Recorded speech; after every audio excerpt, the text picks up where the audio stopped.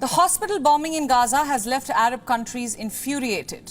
Support is pouring in for Palestinians from across West Asia. Overnight protests broke out in at least a dozen Turkish cities. The people of Turkey marched with Palestinian flags and chanted slogans denouncing Israel. Many gathered outside the Israeli embassy in the capital. In the early morning hours today, thousands of Turks gathered in front of the Israeli consulate in Istanbul. They clashed with the police in angry demonstrations. Turkish security forces had to use pepper spray, smoke grenades and water cannons to disperse the crowd.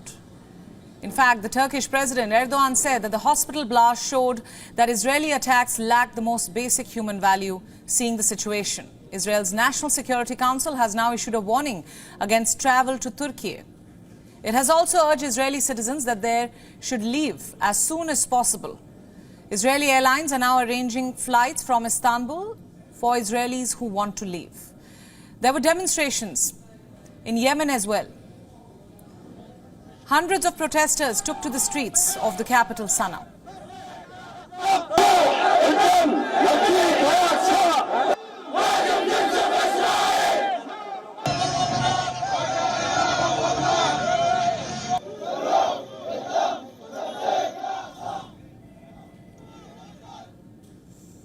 In Lebanon, more than 100 protesters gathered near the US embassy carrying Palestinian flags. The Lebanese police sprayed water and tear gas on them.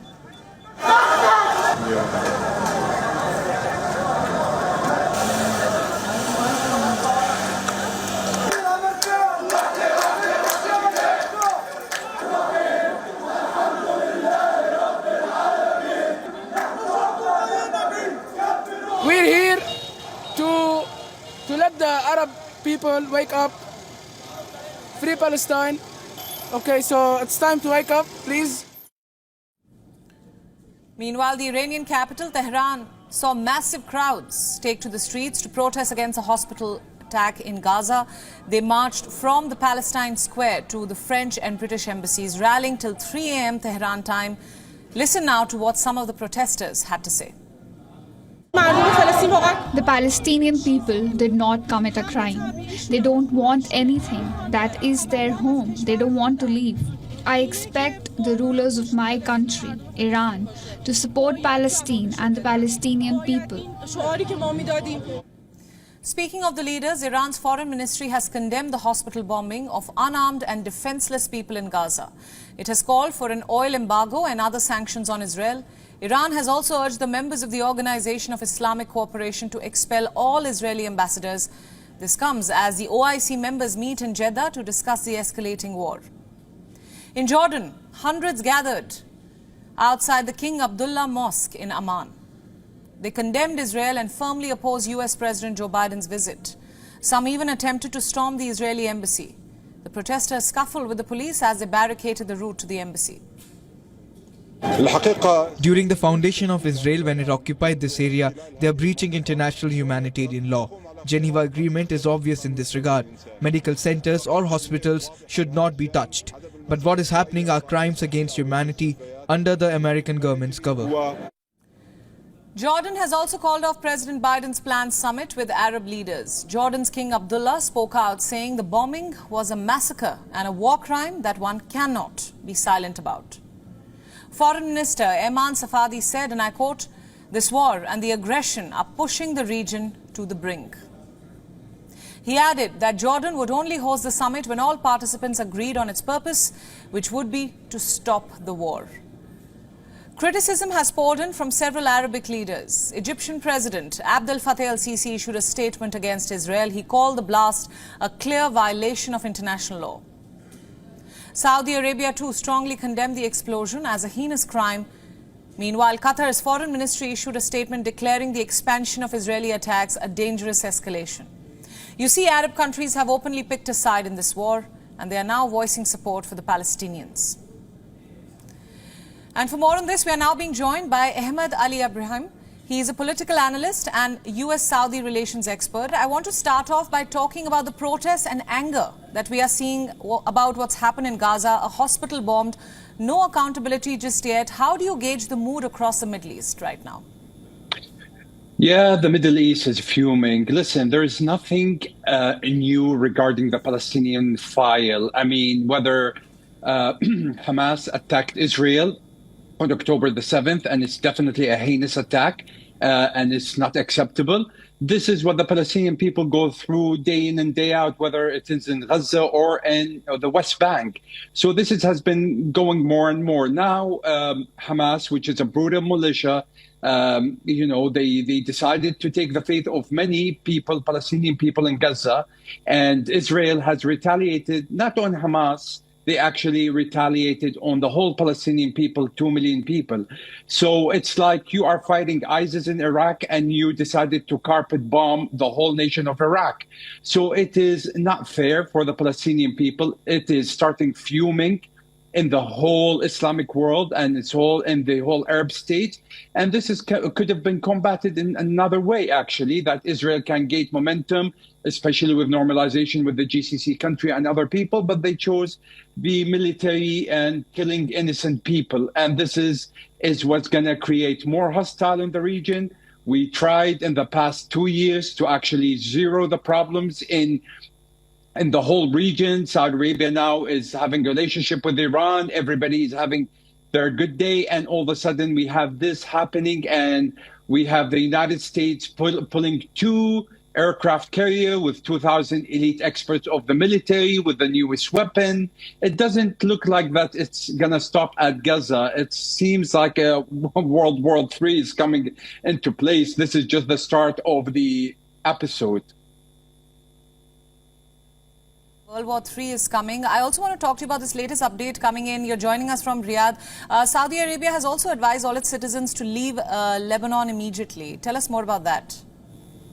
Yeah, definitely. Saudi Arabia announced probably a year and a half ago that Lebanon is no-fly zone for the security reasons. And now they are really announcing this for the people, that if somebody went to Lebanon or there's a Saudi citizen in Lebanon, they need to depart immediately. I'm sure the government is anticipating that there will be some bombing in maybe south of Lebanon or in whole Lebanon. You know, if Hezbollah is shooting at Lebanon, I would take Hezbollah the next day. For me, I consider Hezbollah is a military militia, but that doesn't mean I carpet bomb 10,000 square kilometers of innocent Lebanese.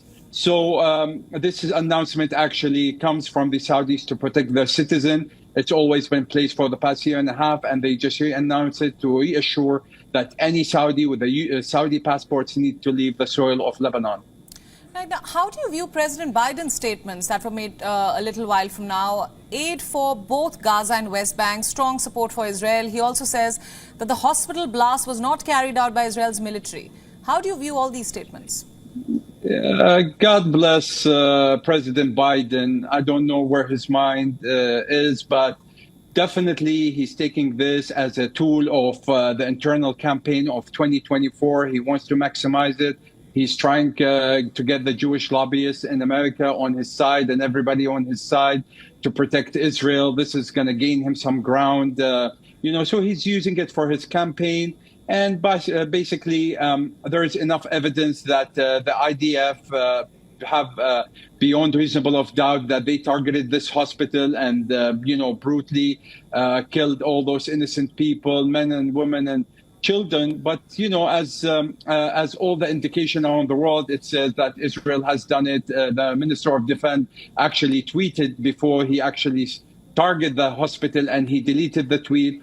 All the evidence are there, but definitely the unconditional support of the United States to Israel is putting the United States in a very bad situation among the Arab nation. The Arab people and the Muslim people are more fuming from the United States policy, and this is just only unfortunately going to give more leverage to the competitors of the United States in the region, like China and Russia, to take place. And to start make policies like what China did, brokering a deal between Iran and Saudi Arabia. Definitely the trust on the Palestinian file is definitely not with the United States. Would you call this a diplomatic failure on the US president's part? I think it's a very huge diplomatic failure. This file has been with the United States for the longest time. It only increased tension in the region. It created terrorism. It created Hamas. It created Hezbollah. It created militia in Syria. It created terrorist militia in Iraq. This is what you're doing. It's a domino effect. If you are not going to have two-state solution and East Jerusalem is the capital of Palestine, this region is not going to rest. And you cannot actually push the Palestinian people to the sea or Sinai. If anybody wants, why don't any European country, which they are civilized and they have the greatest human rights in the world, take 2 million Palestinians on their lands? Why they want to push them to Egypt? Why they want to push them to Jordan? What is the status? So I think quit the hypocrisy and come clean and try to put things on the table. And unfortunately, if this is going to continue, there will be no rest for the Israeli innocent people in Israel and for the Palestinians. And, to be honest with you, the Palestinian people are very tough people to kill. No matter how much you kill them, they're going to be standing up. You will see this is not going to end. This is not a solution. Carpet bombing has never been a solution. They've been living like this for the past 70 years. My final question for you, sir. If you talk about the humanitarian crisis in Gaza, Israel will allow aid into Gaza via Egypt. That's a statement coming in. This is what Israel is saying as of now. Do you think there are any conditions attached to this?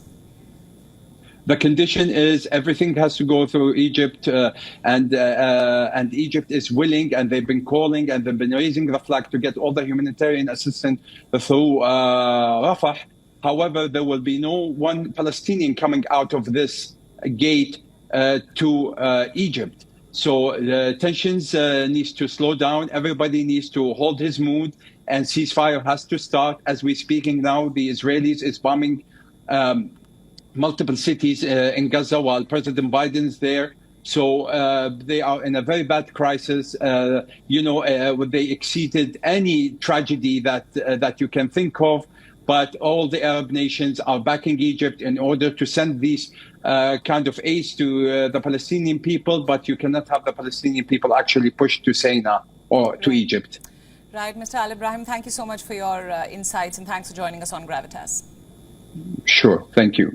WION World is One is now available in your country. Download the app now and get all the news updates on the move.